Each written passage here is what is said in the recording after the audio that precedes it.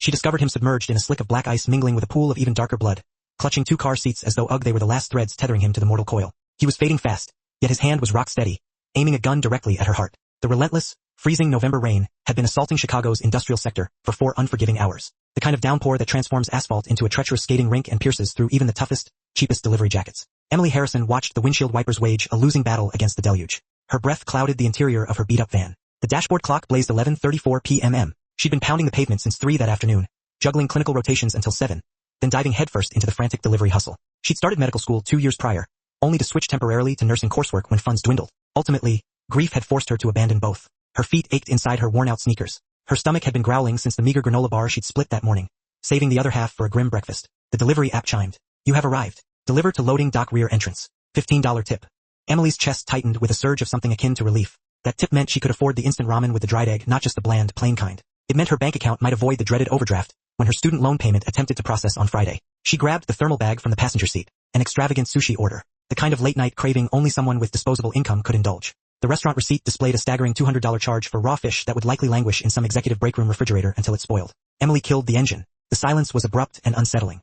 The babies inside couldn't have been more than 6 or 7 months old. Their small faces were red and contorted with distress, their cries ragged and desperate. But it was the man beside them that stole Emily's breath. He was slumped against the brick wall, one hand clenched white-knuckled around the handle of the nearest car seat. Even in the dim light, she could see the dark stains spreading across his shoulder and chest, mixing with the rain, too thick to be merely water. His suit was expensive, even ruined and blood-soaked. She could tell it cost more than her entire semester's tuition. Dark hair plastered to his forehead and intricate ink, serpentine and deliberate, creeping up his neck from beneath his collar. A luxury sedan sat 20 feet away, its front end crushed against a support pillar, smoke still rising lazily from the crumpled hood. "Oh my God!" Emily dropped to her knees beside him. The frigid water instantly soaked through her jeans, but she barely registered it. Sir, can you hear me?" His eyes fluttered open, dark, almost black in the shadows, filled with pain and something else that made her heart pound against her ribs. Fear. Not for himself, but for the crying babies beside him. "Leave." His voice was barely a whisper, laced with an accent she couldn't immediately identify. Korean, maybe. His hand moved slow and shaking, and Emily's blood turned to ice. He was holding a gun, the barrel lifting, wavering, pointing at her chest. "Leave," he rasped again. "Or die." Emily's hands were already pressing against his shoulder before her mind caught up with her body. Warm, wet, arterial blood. She'd seen enough during her clinical rotations to know this was dire. The wound was still bleeding, though not as heavily as it must have been initially, but his skin was cold, too cold. His breathing was shallow and ragged. "You need a hospital." The words came out automatic, trained. "I need to call 911. "No." The gun steadied slightly, his jaw clenched. "No police, no hospital. They'll find the children." The babies were screaming now, a sound that tore at something primal within Emily's chest. She glanced at the loading dock doors behind him. They were locked from the outside. He wasn't hiding here, he was trapped here. Her mind raced. 2 years of medical school before she dropped out. Before her parents died in that twisted wreck of metal and fire. Before she'd held her father's hand as he bled out, waiting for ambulances that arrived too late. Before she'd watched her mother slip away in a sterile hospital bed, calling Emily's name with her last breath. Asterisk, if I'd just known more. If I'd just been faster. "Please." The word left his lips like a prayer. The gun lowered, his strength failing. "Please." Emily looked at the babies. Looked at this man who was dying, but still held on to them with everything he had left. Looked at the locked doors and the empty guard booth and the smoking car. Every rational thought screamed at her to run, to call for help, to do the legal thing, the safe thing. But she thought of her father's last words. Asterisk, "Don't let them go, Em. Whatever you do, don't let them go." "Okay." The word escaped her mouth before she could stop it. "Okay. But we're moving now. Can you stand?" He nodded, though it was probably a lie. Emily looked at the babies. "Are they yours?" Something flickered in his eyes. Pride, even through the agony. "My children. Hannah, June." He paused, his breath catching. Then, "Hannah and June are coming too." Emily grabbed the first car seat, heavier than she expected. She set it carefully where the rain couldn't reach, then grabbed the second. Her arms burned. She returned to the man, sliding her shoulder under his good arm. "On 3. My van is 40 feet away. You're going to make it. Understand?" He nodded again. 1, 2, 3. They rose together, his weight nearly buckling her knees. He was tall, easily 6'2", solid muscle beneath the ruined suit.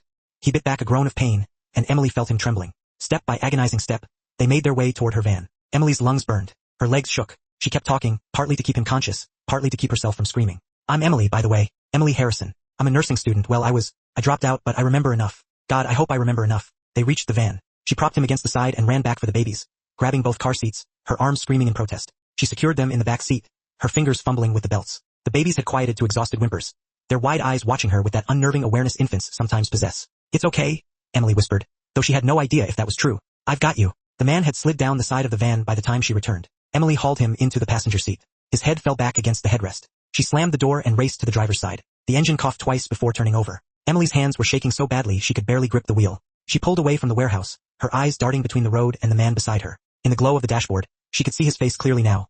Sharp features, the intricate ink crawling up his neck, disappearing into his hairline, the suit worth 6 months of her rent, the watch on his wrist worth enough to pay off her student loans. Asterisk, what have I done? The drive to her studio apartment usually took 30 minutes. Emily made it in 18, running 2 red lights, pushing her van until the frame rattled. She kept talking the whole way, rambling, desperate. My place is small, really small, but it's clean. I have medical supplies, bandages, and stuff. I can do this. I can. Thank you. His voice cut through her panic, quiet but steady. In the back seat, one of the twins started crying again.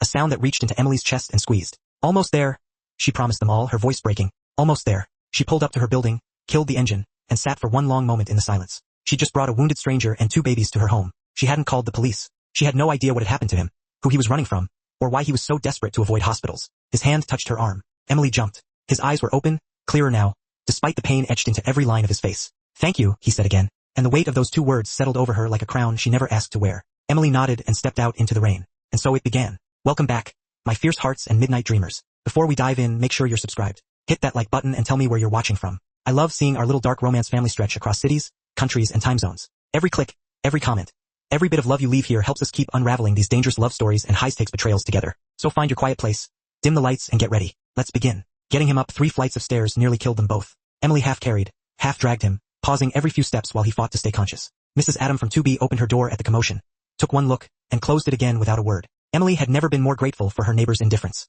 By the time they reached her door, she was shaking. The man was barely breathing, and somewhere behind them in the night, someone was hunting. Emily's studio apartment was a claustrophobic box on the 3rd floor of a building that should have been condemned a decade ago. Peeling wallpaper the color of old coffee stains. A kitchenette barely large enough for one person to turn around in.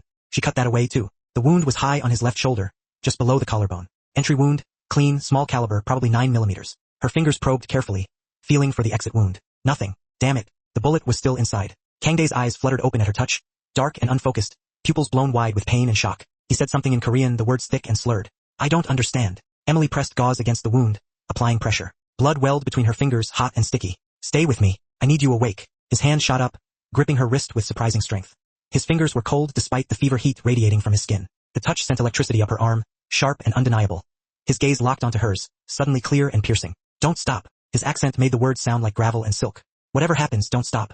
I won't. Emily didn't know why she made that promise, but the words came out firm, certain. She poured vodka over the tweezers, then over the wound. Kangdae hissed through his teeth, his jaw clenching hard enough to make the muscles in his neck stand out like cables. The intricate tattoos there seemed to writhe in the dim light, dragons and geometric patterns, characters she couldn't read. Emily took a breath and pushed the tweezers into the wound. His hand tightened on her wrist hard enough to bruise. He didn't scream, didn't make a sound beyond a sharp intake of breath, but his entire body went rigid, every muscle locked in agony. Almost there. Sweat dripped down Emily's spine despite the cold apartment. Her hand was steady. 2 years of med school and a lifetime of watching her mother remain calm during her father's rages had taught her how to compartmentalize, how to shut down emotion, and just do what needed to be done. The tweezers caught something solid. Emily adjusted her angle, felt resistance, pulled.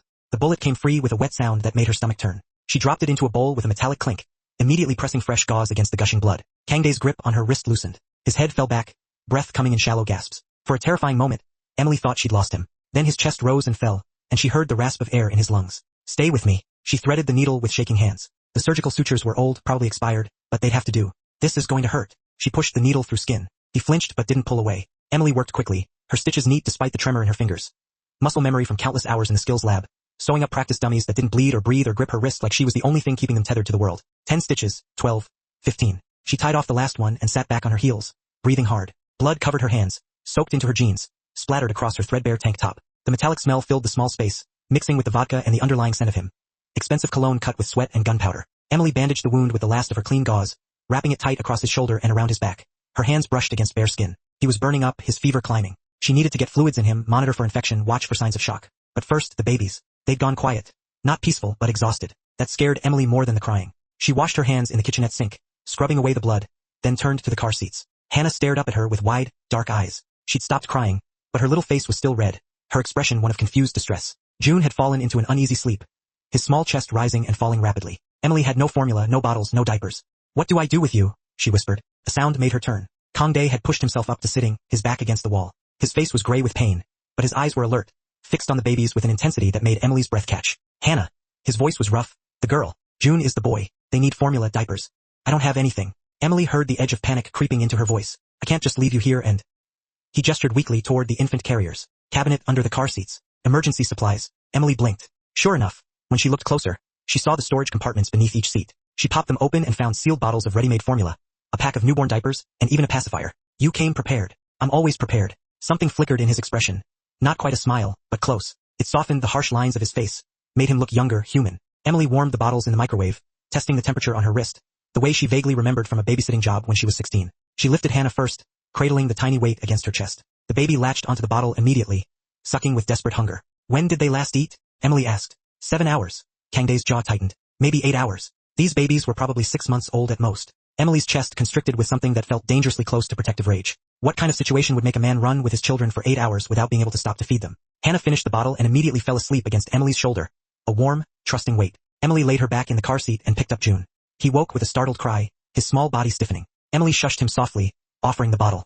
He resisted at first, turning his face away, but hunger won out. He drank more slowly than his sister, his eyes watching Emily with an unnerving awareness. They're beautiful, Emily said quietly. Yes. Kangdae's gaze hadn't left them. In the harsh light from the single overhead bulb, Emily could see him clearly for the first time.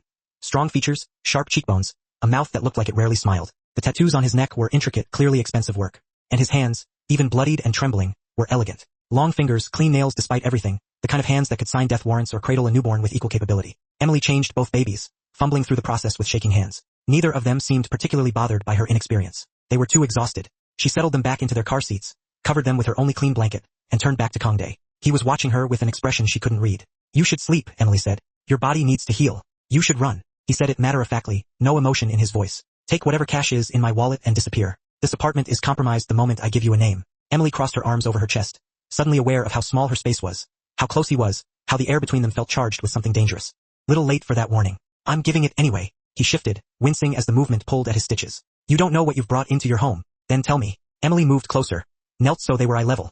Who shot you? Why were you at that warehouse? And why the hell would someone lock the doors from the outside? Kangdae studied her for a long moment. His gaze dropped to her mouth, then back to her eyes. When he spoke, his voice was barely above a whisper. What's your phone number? Emily rattled it off without thinking.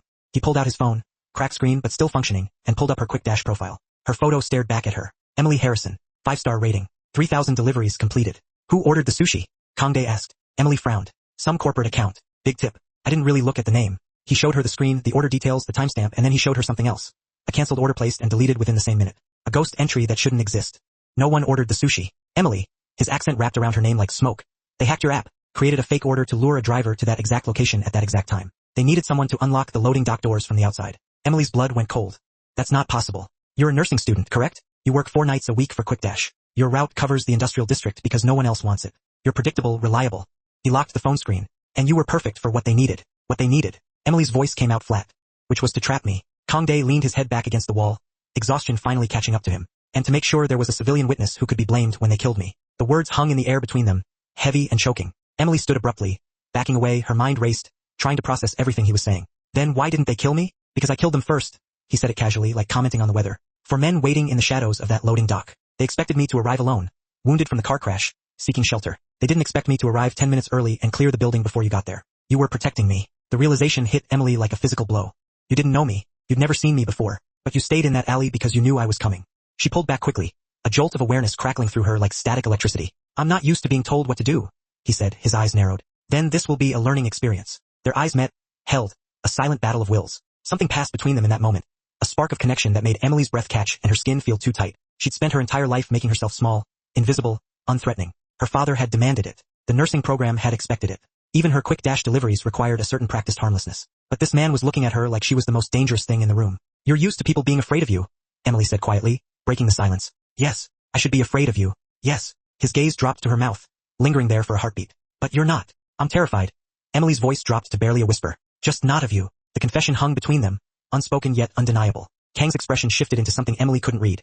A complex mix of surprise, curiosity, and something else she couldn't quite decipher. Before either of them could speak again, June started fussing, shattering the fragile moment. Emily spent the morning in survival mode, her actions driven by instinct and necessity. She rationed the last of the emergency formula, washed the bloodied sheets in her bathtub sink, changed Kangai's bandages with steady hands that belied the chaos in her chest. By noon, the reality of their situation began to press in, suffocating her. She had no food beyond half a box of stale crackers. The formula wouldn't last another day. Her bank account held a paltry $43, and she had a wounded crime lord and 2 infants living in her cramped studio apartment. Emily was cleaning bottles when the question finally burst out of her, a desperate cry for understanding.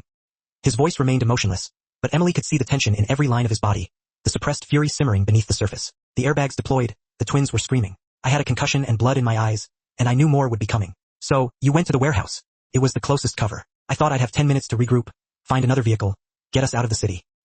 He looked at the sleeping babies, his expression softening. The warehouse was supposed to be empty. Instead, it was a trap. They hacked your delivery app to ensure someone would unlock the doors from the outside at the exact moment they needed access. Emily sank into the folding chair near the kitchenette, her legs suddenly weak, the weight of his words crushing her. You didn't take them to a meeting. You were trying to escape. I am the only safe place left in their world. The words came out rough, scraped raw, revealing the vulnerability he usually kept hidden. Their mother is dead. My organization is compromised. Everyone I trusted has either betrayed me or been killed. I'm all they have left. Emily thought about her own mother, calling for her with her last breaths. A desperate plea for comfort. About holding her father's hand while he died in twisted metal. A tragic end to a life cut short. About being utterly alone in the world, with no one to trust, no one to rely on. I understand, she said softly, the words filled with empathy. Kangdae's eyes snapped to hers, searching, questioning. Do you? Yes. Emily held his gaze, her voice unwavering. Because I'm all I have left, too. Something shifted in his expression.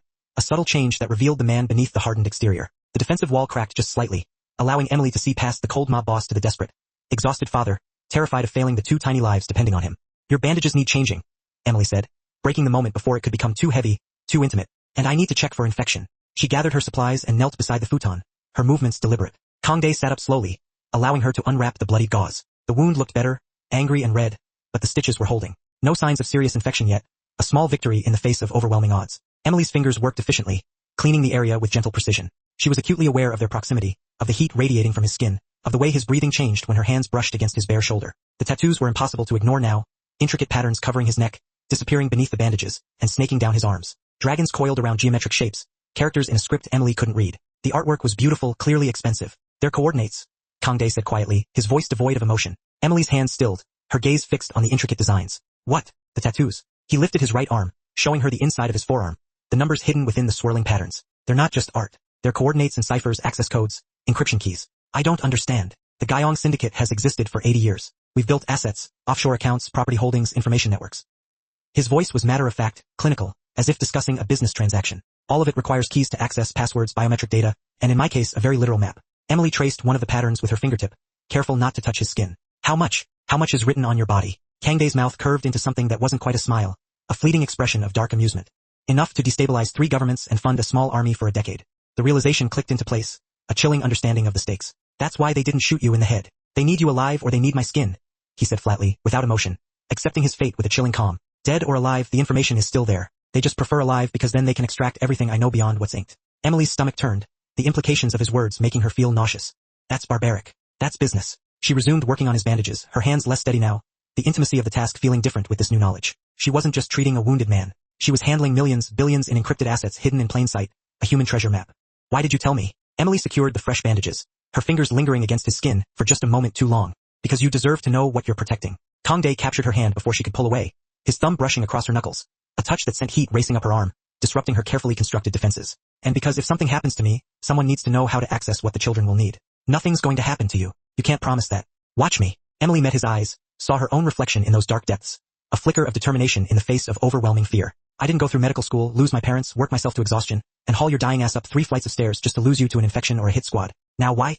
The question was soft, genuinely curious, a desperate attempt to understand her own motivations. Why are you doing this? You could have called the police, could have walked away, could have saved yourself. Emily thought about it, about the real answer beneath all the rationalizations, the true reason why she'd risked everything for a stranger and his children. The baby's tiny hand reached up, grasping at the ink on his father's neck, a silent connection between them. For the first time since Emily had found him bleeding in that alley, Kong looked like he might break, the weight of his responsibilities crashing down on him. His eyes closed, his jaw clenched, a single muscle jumping in his cheek, betraying the turmoil within. I don't know how to do this, he whispered, his voice thick with emotion. How to be soft, how to be safe. You learn.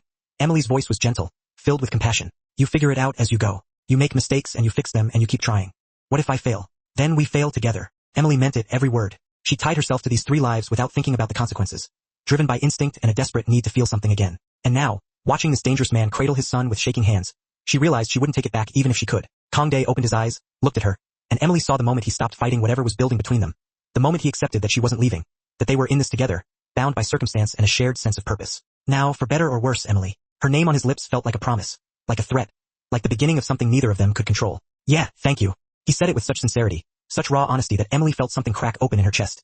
Something she'd been keeping carefully locked away since the night her mother died, hope, a fragile ember glowing in the darkness. You're welcome. They stayed like that for a long moment, the 3 of them connected by touch and necessity and something far more dangerous, a connection that defied logic and reason. Outside, Chicago continued its relentless pace, indifferent to the drama unfolding within the small apartment. The studio apartment felt both too small, a claustrophobic prison, and strangely intimate, A shared space where secrets were whispered and vulnerabilities exposed. Every movement brought them into contact, a constant reminder of their physical proximity. Every conversation happened in whispers, so as not to wake the twins. A shared conspiracy of silence. Emily slept on the floor between the futon and the babies, a human barrier that had become a habit, a symbol of her unwavering commitment. On the fourth morning, Emily woke to find the radiator actually working, a small miracle in their bleak existence. Heat pumped through the ancient metal, filling the apartment with blessed warmth for the first time since winter began, a tangible sign of hope. She sat up, disoriented, the unexpected warmth a jarring contrast to the cold reality of their situation. Kang Dae was awake, sitting on the edge of the futon with a screwdriver in his good hand, his face etched with exhaustion but his eyes bright with purpose. "You fixed my heater," she said, her voice filled with surprise and gratitude. It was a simple mechanical issue.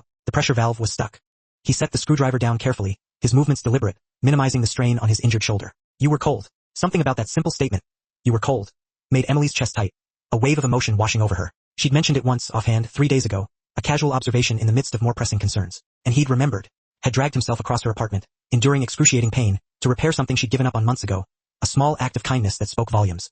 "Thank you," she whispered, her voice choked with emotion. "You're welcome." Kang Dae's gaze held hers, his eyes searching, questioning, as if trying to gauge her reaction. "I owed you. You don't owe me anything. I owe you everything." 2 babies dying in front of her.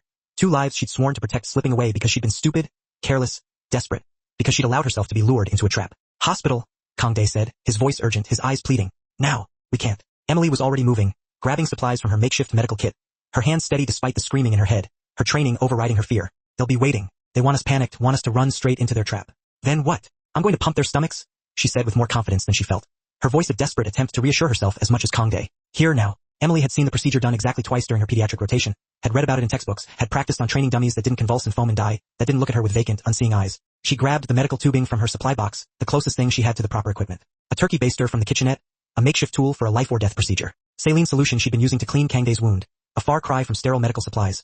But it was all she had, a desperate improvisation in the face of overwhelming adversity. "Hold Hannah." Emily's voice was pure command, her focus unwavering. "Keep her on her side. Don't let her choke." Kang Dae obeyed instantly, cradling his daughter with his good arm, his face a mask of controlled terror, his hands steady despite the tremor running through his body. Emily worked on June 1st, measured the tubing, inserted it carefully down his tiny throat, her movements precise and deliberate, knowing that any mistake could be fatal. He gagged, his small body fighting her, his instincts rebelling against the invasion.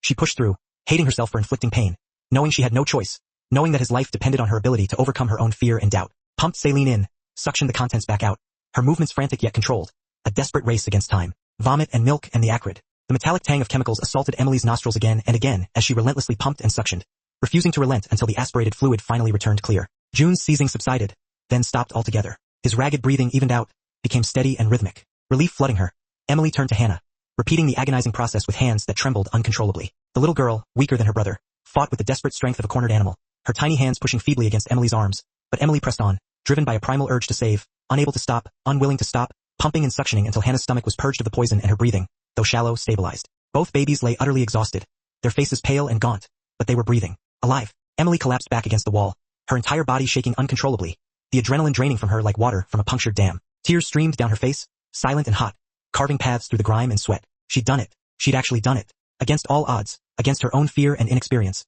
she had snatched them back from the brink. But the full horror of what had almost happened, what could still happen, crashed over her in waves, threatening to pull her under. Kang Dae gently settled Hannah into her car seat, his movements precise and deliberate, and turned to Emily. For the first time since she'd met him, she witnessed his carefully constructed facade of control shatter completely, revealing the raw, vulnerable man beneath. They drove in silence, the city lights blurring past the windows, painting streaks of neon across the night. Emily kept checking the rearview mirror, searching for any sign of pursuit, but the streets remained clear. Empty. Too empty. "Something's wrong," she said, her voice barely a whisper. "I know." They were 15 minutes from the safe house when Kang Dae's burner phone rang, shattering the silence. "Unknown number," he answered, his expression hardening as he listened, his jaw clenched tight. "What?" Emily asked when he hung up, her heart pounding in her chest. "Change of plans." His voice was flat, devoid of emotion, but Emily heard the undercurrent of something darker, something deadly. "The safe house is compromised. They were there first. Then where? I don't know." For the first time, Kang Dae sounded lost, his voice stripped of its usual confidence and authority. "I don't know where else is safe." Emily's hands tightened on the steering wheel, her knuckles turning white. Behind them, headlights appeared in the distance, growing larger with terrifying speed. One vehicle, then two, then four. "We have company," she said quietly, her voice steady despite the fear that threatened to engulf her. Kang Dae turned to look, his jaw clenched, his eyes narrowed. "Drive fast." Emily pressed the accelerator to the floor. The old van protested with a shudder, the engine whining in protest, but it responded, gathering speed. The speedometer climbed past 60, past 70. The pursuing vehicles matched their speed, relentless and unwavering. "They're not trying to stop us?" Kang Dae observed, his voice calm despite the danger. "They're hurting us. To where? Nowhere good." Emily's mind raced, desperately searching for a solution, a way out. They had a wounded man, 2 babies, and a van that wouldn't survive a high-speed chase. No weapons, no backup, no plan. They were trapped, caught in a spiderweb of deceit and violence. Not surrender, recognition. He nodded once and led the way deeper into the complex, his movements betraying his pain. The storage facility was a labyrinth of identical buildings, a concrete maze designed to confuse and disorient. Kang Dae moved with purpose despite his injuries, checking doors, testing locks, his senses razor sharp. The 3rd unit he tried had a broken lock. He shouldered it open and ushered Emily inside, his eyes scanning the darkness. Darkness, complete and absolute, swallowed them whole. Emily's heart hammered against her ribs as she fumbled for her phone, her fingers clumsy with fear. Remembered she destroyed it, following Kang Dae's orders. Then light bloomed, a warm, comforting glow that pushed back the shadows. Kang Dae had found a battery-powered lantern, abandoned by some forgotten soul. The unit was maybe 10 by 15 feet empty except for some old furniture covered in dust and a stack of cardboard boxes. Emily set the car seats down carefully, her arms shaking with relief. "They're right behind us," Kang Dae said quietly. He was listening at the door, the gun steady in his hand despite his weakened state. "How many?" "At least 6, maybe more." He looked at her, his expression unreadable, his eyes filled with a mixture of determination and regret. "Emily, if I tell you to run." "I won't. If I tell you to run," he continued as if she hadn't spoken. "You take the twins and you go. There's an emergency kit in the van under the driver's seat. Cash, fake IDs, everything you need to disappear. Stop talking like you're going to die. I'm talking like I'm prepared for reality." Kang Dae moved closer, cupped her face with his free hand, his touch surprisingly gentle. "You've already done more than anyone could ask, more than I had any right to hope for. But this is where it ends for me. This is where you save yourself." "No." Emily grabbed his wrist, held on tight, refusing to let go. "We survive this together or not at all. Those are the options. Choose." For a long moment, they just stared at each other, locked in a silent battle of wills, the fate of their lives hanging in the balance. Then Kang Dae smiled, a rare, genuine smile that transformed his face, softening his harsh features. That devastating, crooked smile that made him look almost human. "You're impossible. I'm committed. There's a difference." A sound outside cut off whatever he was about to say. Footsteps, multiple sets, heavy and deliberate. Getting closer. Kang Dae killed the lantern, plunging them back into darkness. Emily heard him move, positioning himself by the door, his movements silent and deadly. She fumbled in the shadows, her hands brushing against the cold metal of discarded tools. Finally, she found a metal pipe among the old furniture. "Not much, but better than nothing. Stay behind me," Kang Dae whispered, his voice barely audible. "No matter what happens, protect the twins." The footsteps stopped right outside their unit, the silence amplifying the tension, making every breath sound like a shout. Emily's breath caught in her throat. In the darkness, she heard the baby shifting, starting to fuss. She pressed her hand gently over June's mouth, hating herself for it, but knowing a cry right now would kill them all. The footsteps moved on, fading into the distance. Emily released the breath she'd been holding, her body trembling with relief. They waited in the darkness, every sense on high alert, listening for any sign of their pursuers. Minutes crawled past like hours, each second an eternity. The babies somehow understood the danger, staying quiet with an eerie awareness, their small bodies tense and still. Then the door exploded inward, the metal shutter screaming as it was yanked upward, revealing a blinding flood of fluorescent light that seared Emily's retinas. Emily was blind, her eyes struggling to adjust to the sudden change in light. She heard Kang Dae move, a blur of motion in the corner of her vision. Heard the sharp crack of gunfire, echoing in the confined space. Someone screamed, a high-pitched, terrified sound. Multiple someones. Emily's vision cleared enough to see 2 bodies on the ground, their limbs twisted at unnatural angles. Kang Dae was already moving, his wounded shoulder forgotten, pure instinct and training taking over, transforming him into a force of nature. But there were more coming. She could hear them surrounding the building, their voices low and menacing, closing in like a pack of wolves. Back door. Emily grabbed both car seats, adrenaline giving her impossible strength. There has to be a back door. Kang Dae fired twice more, covering their retreat, his movements precise and deadly. Emily found a rusted service entrance, kicked it open with more force than she knew she had. They spilled into an alley, a narrow strip of darkness and shadows and nowhere to run. A figure stepped out in front of them, blocking their path, tall and menacing, armed with a silenced pistol, his face covered by a black mask that concealed his identity. Kang Dae raised his gun, his movements lightning fast, but the stranger was faster. He fired, not at Kang Dae, but at the ground near his feet, sending up a spray of gravel. "Don't." The voice was muffled by the mask, but something about it made Emily's blood freeze, sending a shiver of dread down her spine. "Please don't make me do this." "Then don't," Kang Dae said coldly, his voice devoid of emotion. "Step aside, let us pass." "I can't. They'll kill my..." The stranger's voice broke, cracking with desperation. "They'll kill her, my sister. If I don't bring you in, they'll kill her." Emily's world tilted sideways, the ground seeming to shift beneath her feet. That voice, older, rougher, but familiar in a way that made her chest constrict with horror and impossible hope. "Mark." Her voice came out barely a whisper, a fragile sound lost in the night. The masked figure froze, his body rigid with shock. Emily looked at her brother, this stranger wearing Mark's face, this broken man who had been twisted and corrupted by a world of violence and despair. "But he's still my brother, and I need to know why. I need to understand." Kang Dae held her gaze for a long moment, his eyes searching hers, trying to gauge her resolve. Then, slowly, he lowered the gun, but he didn't step back, didn't give Mark space to move, his body a wall between her and the danger. "Talk," Emily said to her brother, her voice trembling slightly. Mark slumped against the wall, looking defeated, his eyes filled with a mixture of pain and regret. "After Mom and Dad died, the debts didn't die with them. The hospital bills, the funeral costs, the mortgage on the house.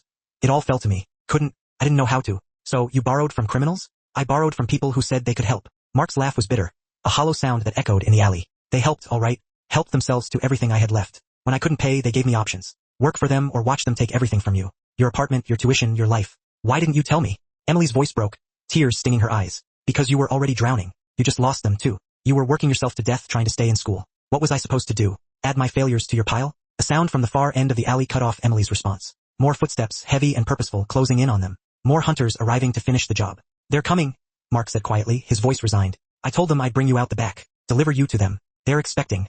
He never finished the sentence. Kangdae moved with deadly precision, spinning Mark around and using him as a shield against the oncoming threat. As the first wave of hunters rounded the corner, gunfire erupted, shattering the silence. Mark jerked in Kang's grip, taking 2 rounds meant for them, his body absorbing the bullets. No! Emily's scream was lost in the chaos, drowned out by the sound of gunfire. Kangdae returned fire, his aim deadly, even wounded, his movements a whirlwind of violence. 3 hunters went down, collapsing to the ground. But there were too many, their numbers overwhelming. They were pinned down with nowhere to run, caught in a crossfire of bullets. Mark slumped in Kangdae's arms, blood spreading across his chest, staining his clothes a dark crimson. His eyes found Emily's, filled with pain and regret and something that might have been relief. Run! Mark whispered, his voice weak and fading. Please run. Kangdae was already moving, dragging Emily back toward the storage unit, toward any cover they could find. But Emily looked back, saw her brother collapsed on the ground, saw the pool of blood spreading beneath him, saw him mouth words she couldn't hear. I'm sorry. Then Kangdae pulled her around a corner, and the world exploded into violence and chaos and the desperate mathematics of survival. They ran, their feet pounding against the concrete, echoing in the night. They ran through the labyrinth of storage units, dodging shadows, evading pursuers. Kangdae's arm was iron around Emily's waist, half carrying her as she clutched both car seats against her chest, her arms screaming in protest. The babies screamed, their wails echoing off the metal walls, a beacon for every hunter in the complex, drawing them closer. Behind them, gunfire erupted in sharp bursts, bullets pinging off aluminum siding, sending sparks into the darkness. Emily's lungs burned, her muscles ached, her arms felt like they were being ripped from their sockets.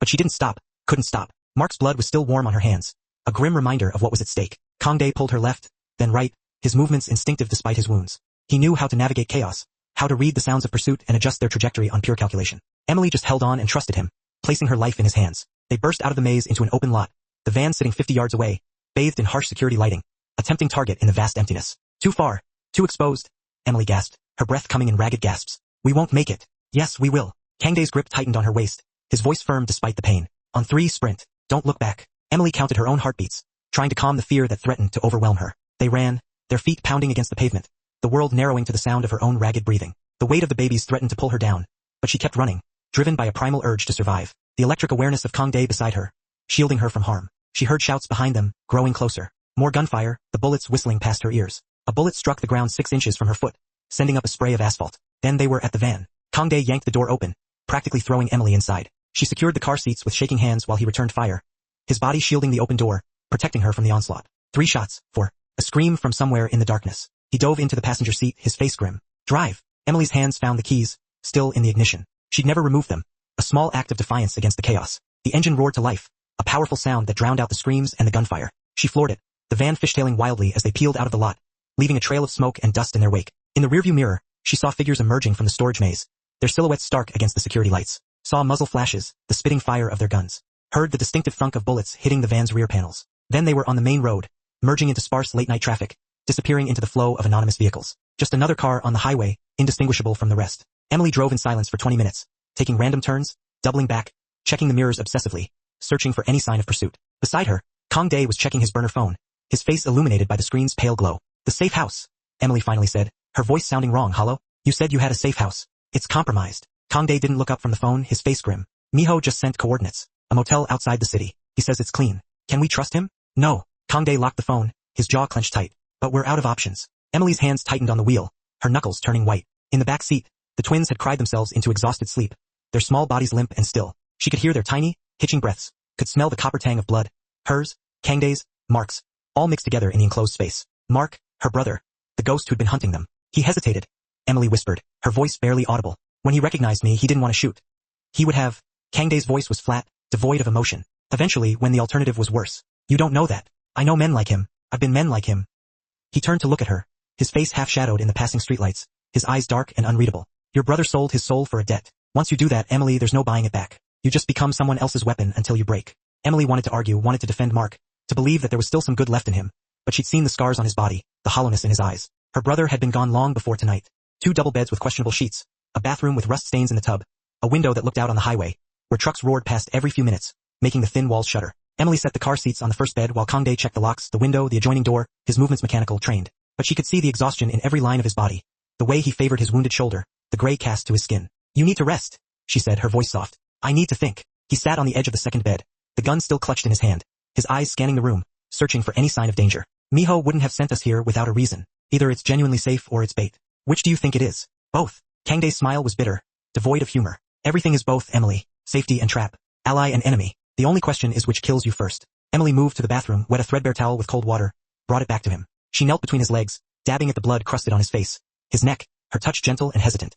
He let her, his eyes closing, his breathing evening out, his body relaxing slightly under her care. I killed him, Emily whispered, her voice barely audible. My brother. I didn't pull the trigger, but I let you. You made a choice.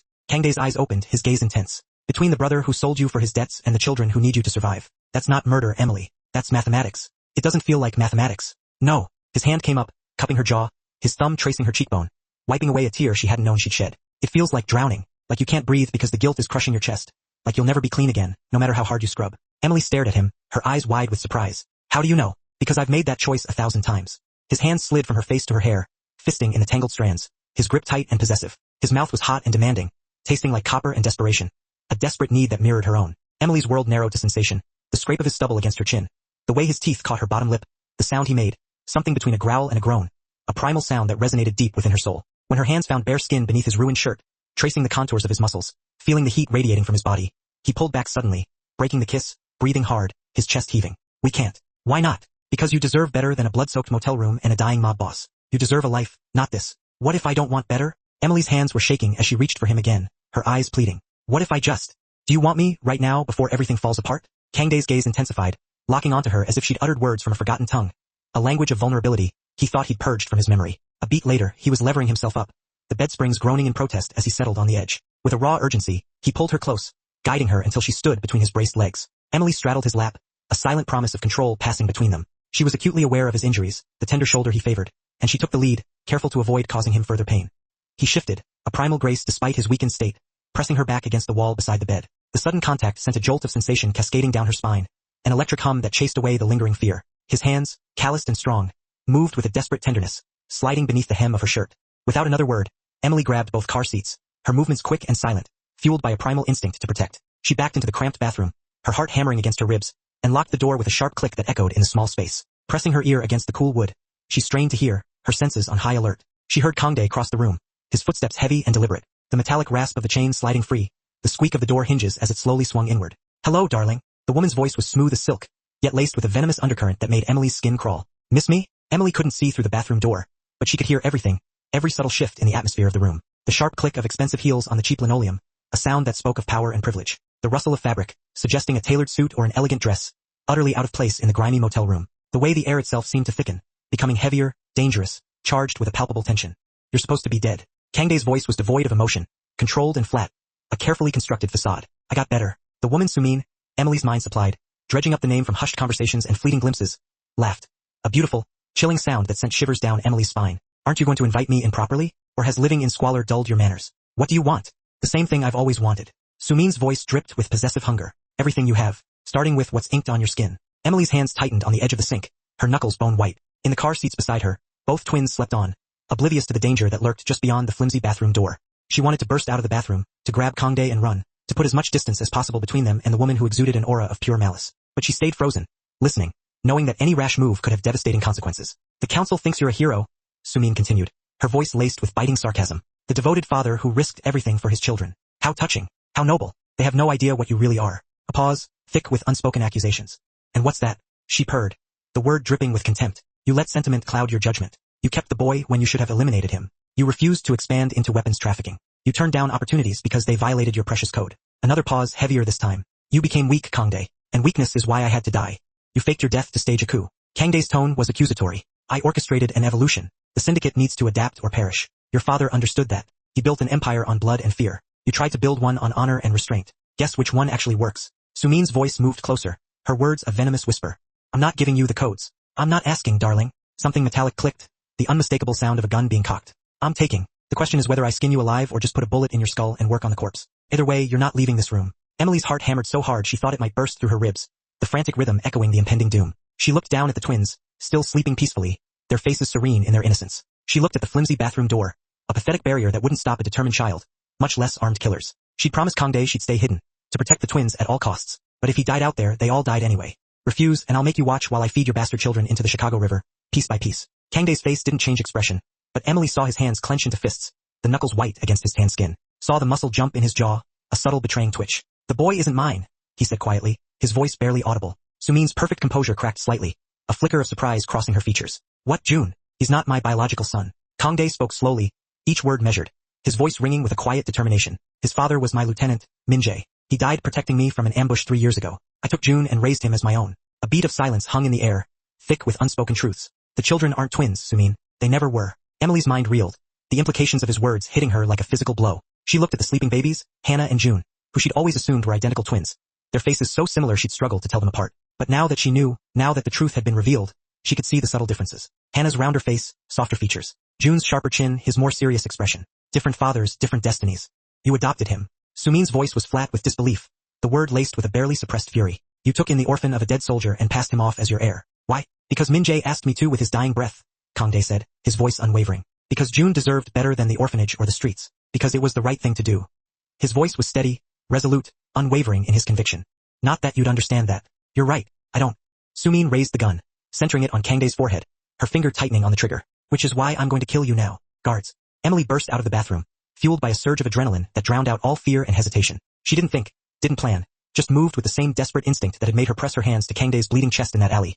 The same unwavering determination to save a life. She swung the wrench at the nearest guard's head with every ounce of strength she possessed, channeling all her fear and desperation into a single, devastating blow. The impact sent shock waves up her arms, a jarring reverberation that numbed her fingers. The guard dropped like a stone, collapsing to the floor in a silent heap, his weapon clattering beside him. The second guard spun toward her, his eyes widening in surprise, his hand reaching for his weapon. But Kangdae was already moving, a blur of controlled fury, grabbing Sumin's gun hand and twisting with brutal efficiency. The shot went wide, punching through the cheap motel room ceiling, sending a shower of plaster raining down around them. Emily swung the wrench again, catching the second guard across the temple with a sickening thud. He staggered, momentarily disoriented. She hit him again and again and again, driven by a primal rage, until he stopped moving, his body collapsing to the floor in a crumpled heap. The silence that followed was deafening, a heavy, suffocating stillness that pressed in on them from all sides. Emily stood over the unconscious guards, her chest heaving, her lungs burning, the wrench slick with blood in her hands, the cold steel a chilling reminder of the violence she was capable of. Across the room, Kangdae had Sumin on her knees, his hand fisted in her perfect hair, pulling her head back, her own gun pressed to her temple, the cold metal a stark reminder of her own mortality.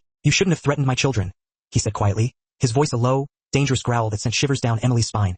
We're taking her with us. Kangdae stared at Emily as if she'd grown a second head, his expression a mixture of shock and disbelief. But he didn't argue, didn't question her authority. He just pulled zip ties from one of the unconscious guards and bound Sumin's wrists and ankles with brutal efficiency. His movements quick and practiced. They left the motel room in ruins, a testament to the chaos and violence that had just transpired. Emily carried both car seats, her arms aching, her muscles screaming in protest, while Kangdae half-dragged, half-carried Sumin to the van, his grip tight on her arm, his expression grim. They loaded everything in record time, fueled by adrenaline and a desperate need to escape. Emily slid behind the wheel again, her hands shaking slightly as she inserted the key into the ignition. Kangdae climbed into the passenger seat, his gun trained on his supposedly dead wife in the back, his eyes scanning the surroundings for any sign of danger.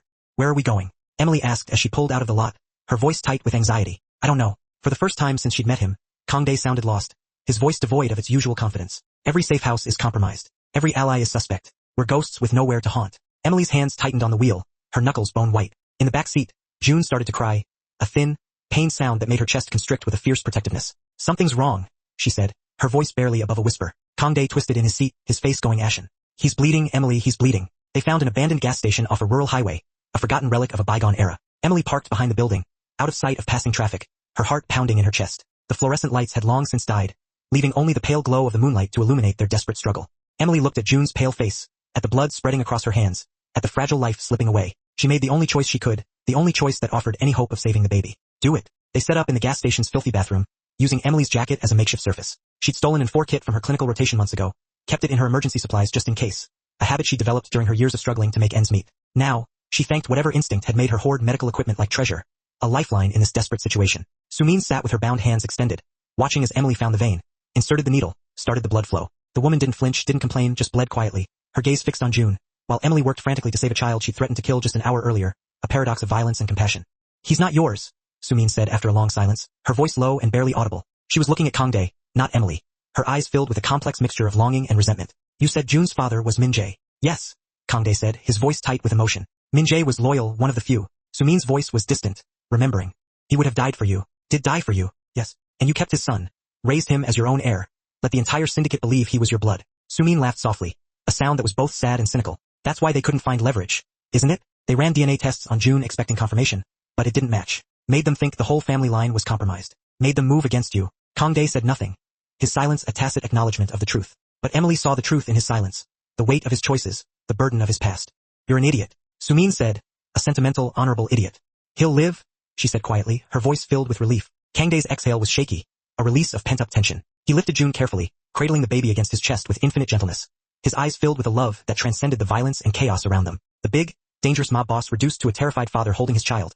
A poignant reminder of the human cost of their brutal world. Emily's phone, the new burner Kangdae had bought at the gas station, buzzed, breaking the fragile peace. Unknown number, she answered cautiously, her senses on high alert. Hello, Emily. Miho's voice, a familiar voice from a world she was only just beginning to understand. I've been trying to reach the boss. Where are you? Somewhere safe, she said, her voice guarded. What do you want? I have news. The council is meeting tomorrow night. Emergency session. They're voting on succession. A pause, thick with unspoken implications. If Kangdae doesn't show, they'll declare him dead and divide his territory. Everything he built will be gone. Emily looked at Kangdae, saw the exhaustion in his eyes, the lines etched around his mouth. The way he held June like the baby was the only thing keeping him anchored to the world. Where's the meeting? She asked, her voice firm and resolute. Miho gave her an address, a familiar location that sent a shiver down her spine. A warehouse in the industrial district. Full circle, back to where it all began, back to the violence and chaos that had consumed her life. There's one more thing, Miho said, his voice going soft, almost apologetic. They're offering a bounty. 2 million for proof of death, 3 million for delivery alive. Every hunter in 3 states is converging on Chicago. You have maybe 6 hours before someone finds you. The line went dead, leaving Emily staring at the phone, her mind racing, trying to process the implications of his words. Emily left a gun on the counter, a silent promise of protection, and whispered, anyone tries that door, you shoot. Some mercies were still possible in this world, even in the darkest of times. The warehouse where Emily had found Kangdae dying felt different now, transformed by their shared experiences, their shared sacrifices. Familiar, almost like coming home, a strange sense of belonging in a place that had once been synonymous with violence and despair. The same loading dock, the same shadows, the same gritty atmosphere. But this time, they walked in through the front door, their heads held high, their faces set with determination. The council was already assembled. 12 men in expensive suits seated around a long table that looked absurdly formal in the industrial setting, a stark contrast to the grime and decay around them. They all turned to stare as Kangdae entered, Emily at his side, a figure of quiet strength in her worn jeans and leather jacket. Sumin, bound and gagged, followed behind them, a silent testament to their defiance. Emily had left the twins with the only person she truly trusted, Mrs. Rivera from apartment 2B, who'd taken one look at the babies and asked no questions, her heart filled with compassion. Kangdae, the eldest council member stood, his face a mask of cold authority. You're alive. Disappointed. Kangdae's voice was cold, devoid of emotion, his eyes narrowed with suspicion. The old man's gaze shifted to Emily, then to Sumin, his expression unreadable. Though I see you've brought interesting company.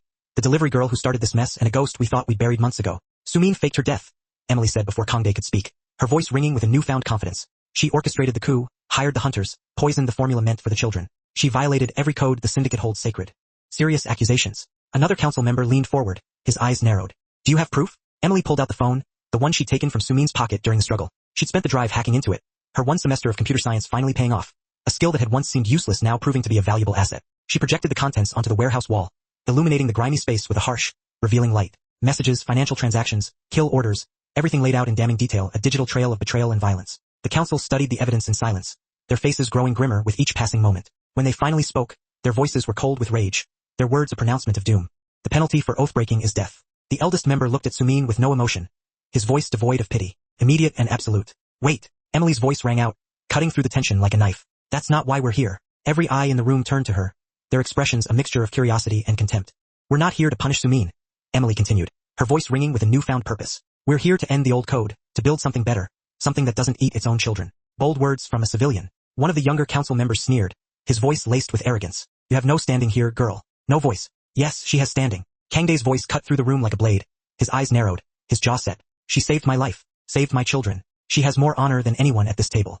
Honor doesn't grant council position. The old man's voice was tired, resigned. You know the law, Kangdae. She's a witness and witnesses are liabilities. The temperature in the room dropped 20 degrees, the air thickening with tension. You want her dead? Kangdae said it flatly, his voice devoid of emotion. His eyes locked on the old man's. Not a question but a challenge. We want loose ends tied, civilians eliminated, business secured. The old man spread his hands, his expression weary. It's nothing personal, simply how things are done. Kangdae moved faster than Emily could track, a blur of controlled fury. The gun appeared in his hand, seemingly out of thin air. 3 shots rang out, shattering the silence, echoing in the cavernous space. 3 council members dropped, their bodies collapsing to the floor in a silent heap, blood spreading across their expensive suits, staining the pristine fabric a crimson stain. The room erupted into chaos. A pandemonium of shouts and threats, men reaching for weapons, their faces contorted with rage and fear. But Kang Dae stood with the gun steady in his hand, his face carved from stone, his eyes glinting with a cold, terrifying resolve. New rule, he said into the shocked silence, his voice ringing with authority. The woman lives. Anyone who argues dies. Kang Dae gestured to the back of the room where Mrs. Rivera, who had followed them in, her face a mask of concern, stood waiting, her presence a reassuring reminder of the humanity they were fighting to protect.